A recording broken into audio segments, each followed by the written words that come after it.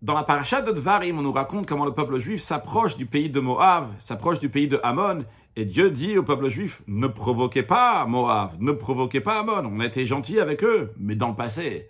Le prophète Séphanie a dit que Moab et Ammon vont être détruits et rester désertés.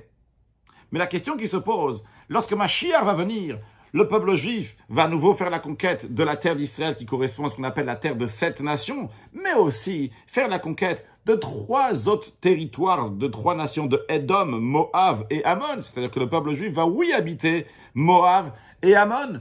Comment on peut dire que Moab et Ammon vont être désertés? La question se pose aussi dans le même esprit. Le prophète Yecheskel dit le territoire de la terre d'Israël et les mesures de où à où, les dimensions de où à où va aller la terre d'Israël lorsque Mashiach va venir. Et d'après le commentaire de Rashi, il s'agit exactement des mêmes limites, du même territoire qui dit dans la paracha de Massé que le peuple juif a reçu lorsqu'ils sont arrivés en terre d'Israël. Et a priori, la question se pose aussi, où sont les 3 autres terres, Édom, Moab et Ammon, qui ont été promis au peuple juif? Le Tzemar Tzedek explique, en effet, dans le Talmud on retrouve que quand Mashiach va venir, il peut y avoir 2 situations pour le peuple juif. Une situation que le peuple juif n'est pas méritant et une situation que le peuple juif est méritant.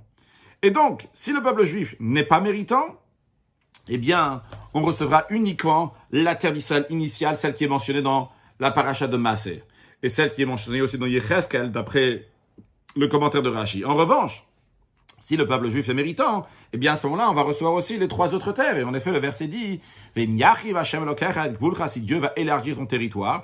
Et dans la suite, il y a écrit parce que tu vas garder à faire Torah mitzvot. Cependant, le Tzemar Tzedek dit, quoi qu'il arrive, même si le peuple juif n'est pas méritant comme Mashiach il arrive, mais après, avec le temps, le peuple juif va s'élever et va devenir méritant. Donc quoi qu'il arrive, on va oui recevoir les terres de Kini, Knizi et Kadmoni qui correspondent donc à Édom, Moab et Ammon. Et le Rabbi nous dit que dans notre génération, nous sommes une génération méritante. Donc sans aucun doute, on va mériter très prochainement à recevoir la terre d'Israël avec les 3 terres qui sont à côté. Et jusqu'à même que la sainteté de la terre d'Israël va s'étendre dans le monde entier très prochainement avec la venue de Mashiach Now.